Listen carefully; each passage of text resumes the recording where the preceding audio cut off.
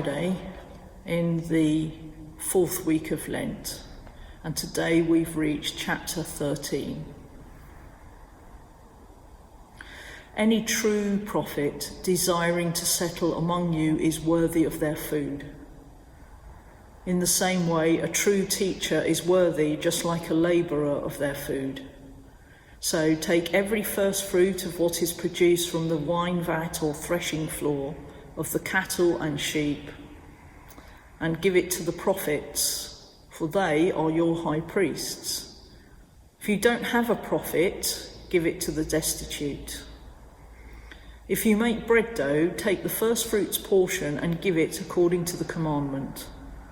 Likewise, when you have opened a jar of wine or olives, taking the first fruits portion, give it to the prophets. Taking up the first fruits of silver, clothing, and all possessions, give according to the commandment as seems fit to you. So then we end our week considering how to offer up to God what has been granted to us through our labours. Perhaps you are setting aside a little every day to give a donation to charity at the end of Lent, or maybe you have put in what you can into something like the food bank box. These would be in the spirit of those first century offerings in our own time. Perhaps you can think of other examples and are making offerings in other ways.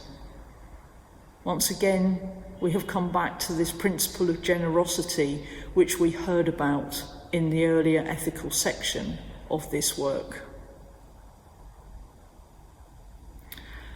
Have a good weekend, everybody, and join me next week for our final series of instalments from the Didache.